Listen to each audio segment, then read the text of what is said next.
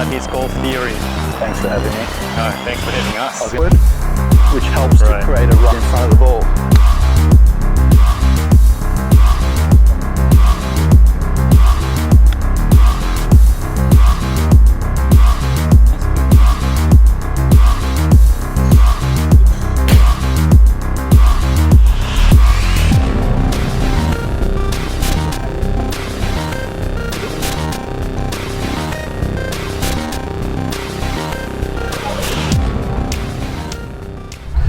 So when we're talking about what is a fundamental, I would say the ability to strike the ball first and the ground second. Right.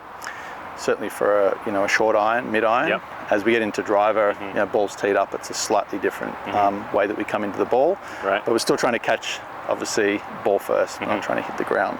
So that's a skill that I would teach from day one. Teach like how to hit the ball first. Yes. Like the contact. Correct. Okay. So for me, it's impact first. Impact. It's getting the student to understand what an impact looks like. Perhaps we might even look at that on a video. What does it feel like?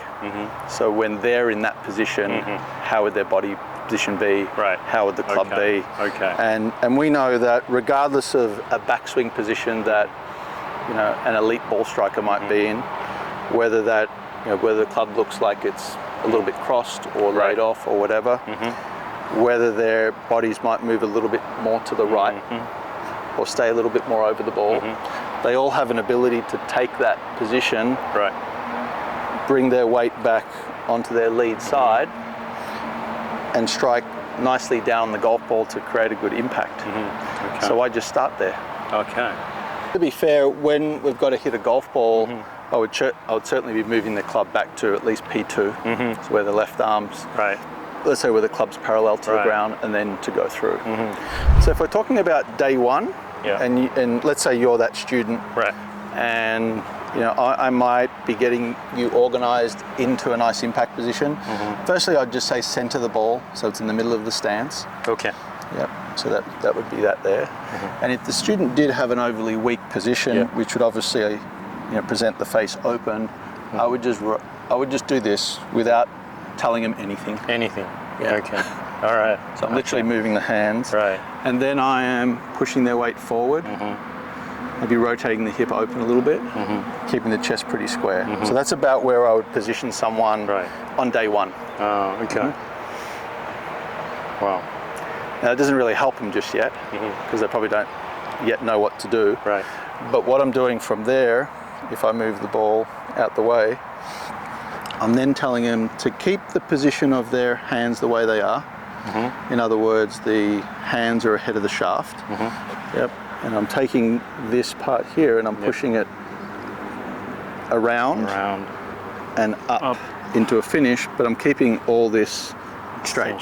Yeah, I'm not changing that yet. Right. So they're going to understand that arm stays relatively straight or fairly straight. The position that we're in at impact with regards to the shaft being forward of the handle, which is here, is just carried on through. And that's where I'm trying to get them to day one. Day one. Yeah. Some checkpoints would be what I call 90-90 with the hips and the chest. So the hips are facing the target, chest is facing the target, head's facing the target, arms are straight. Okay. And basically they should have their right thigh more or less touching their left. Yep. So that gets them off their back foot. Yeah. And I'm also looking for the pelvis to be slightly ahead of the chest. If this is your pelvis here, you can see that your chest is slightly behind the pelvis. Yeah. So what that does is it gives them extension. Yep. They have rotation, and they have a little bit of side bend, so they're able to strike the ground. Okay. Usually we'll see them here, or they'll be here. It's a lot more comfortable this way. Oh yes. Yeah, you're not really using anything. Yeah, here you're pushing forward. But to keep it pretty simple, that's where I'm trying to move them through to. We sometimes see that when students do this, and they're again turning very level, versus having this side bend, which again keeps them lower to the ground. So there is some movement forward, which helps to create a right side bend. Okay. Clubs like driver, certainly longer clubs where you need to be launching the ball. The element of moving this way, which obviously gives us some side bend, and being able to extend up helps to create that, let's say, more vertical nature to the golf swing versus more of that downward nature. Because this is kind of diving a little bit more into what I would say softly explain to the student. There's also the extension piece. Now usually with that, the way I would sometimes explain it to a student is if we start off with a forward bend, and let's say I'm about 20 degrees bent forward, so I have this kind of forward bend, maybe I have about 10 degrees of knee bend. If I stayed in that position and turned, I would actually look like this. But I don't really see any tour pros doing that. They're not doing that. Correct. There's no one doing that. Even if I turned and had a bit of side bend, it still doesn't really look like we see tour pros. Right.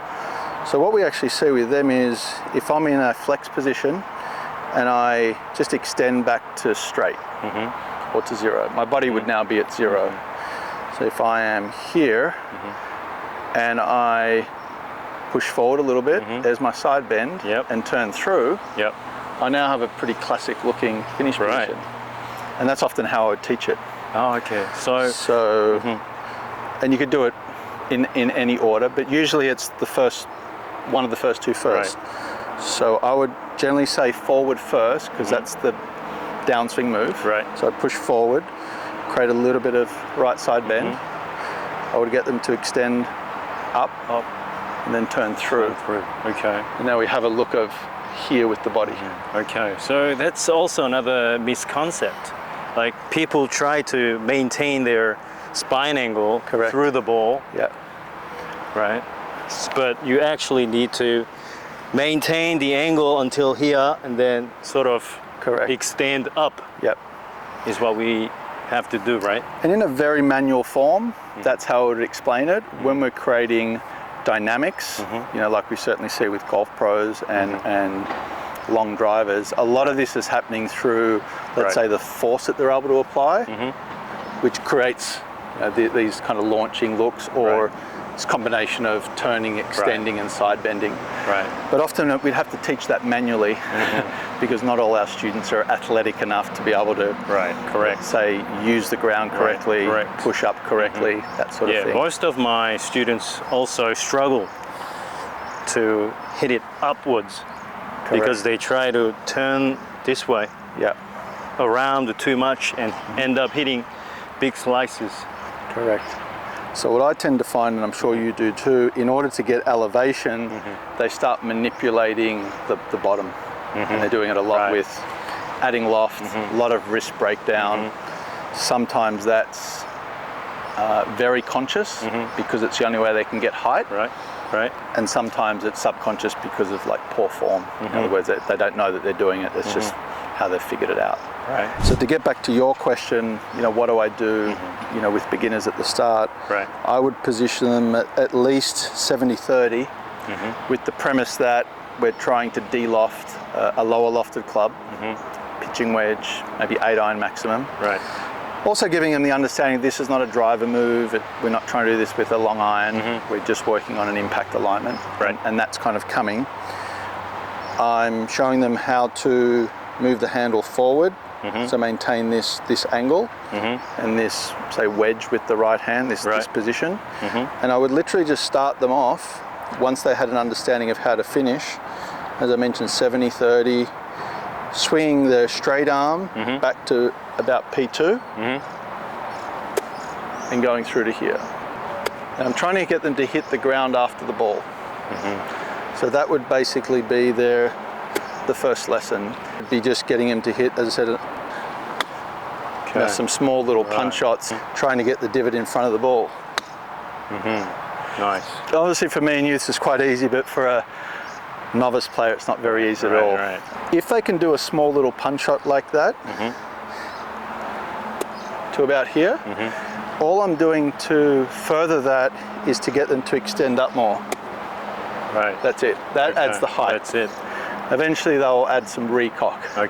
That's how I build in really day one or day two. Day one, day two. Wow. When a beginner comes to me and they want to learn, and often it's the golf swing they want to learn, True. not chipping or putting, Right. which would be a better way to start. Right.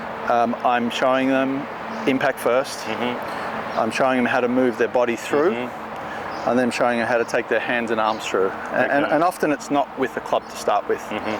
And it could literally just be right arm, left arm. Okay. It could be just doing movements like this, taking it through a little bit further. So I would usually go position 1, position 2. Okay. Make sure they can do that with a short club, and then I would build in the backswing. Okay. And what I want you to do, pushing first. Okay. Yep. Wow. Which gives you a side bend. Yep. Extending to 0. Wow. Good. So now you're straight up and down. Okay. Yep. And then you're going to rotate your hips and chest through. Yep. Very good. And that gives you your extension and your side bend.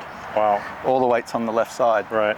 Side bend because your right shoulder's lower than your left, which means the club's going to reach the ground. You're fully extended through the pelvis. Right. 90, 90, 90 with, let's say, you can even say knee, hips, chest, head are all facing the target.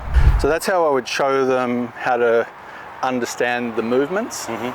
Again, most students know the rotation, that's kind of easy, but sometimes the pushing forward with the side bend and the extending part is lacked, and they'll suffer when they get to the driver and longer clubs. Right. Very good. And then I'll just make sure that they've pushed all these parts through. And when we load a little bit through this leg, you're forced to extend up. I'll often just try and build in that concept or that idea first. So a little bit more of this, because I'm trying to create a lot of shaft lean generally for a beginner. Okay.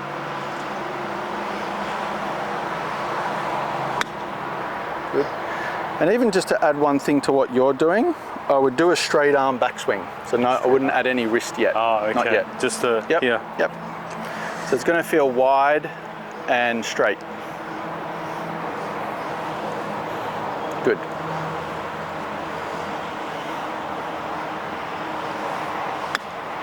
Very nice. Ideally, we're hitting some low, punchy shots where we can get ball first, turf second, controlling the low point. This is something that you teach day one. Day one. Wow. Yeah. Okay. And again, that's for someone who has no concept of almost anything. Okay. Wow. If I grab the club here and you extend it back the other way, what just happened there? Right. Straighten. Yeah. So if I grab the shaft here and you're going to hold on tight and you push your hips forward and started back bending and just keep pulling back as much as you can. Good. Can you feel that? Yeah. That's feeling max extension and max stretch. Wow. Now you won't get that if you're flexed forward too much. True. Yeah. So even if the club head is at the same spot. Oh yeah, you're going to feel a completely different stretch.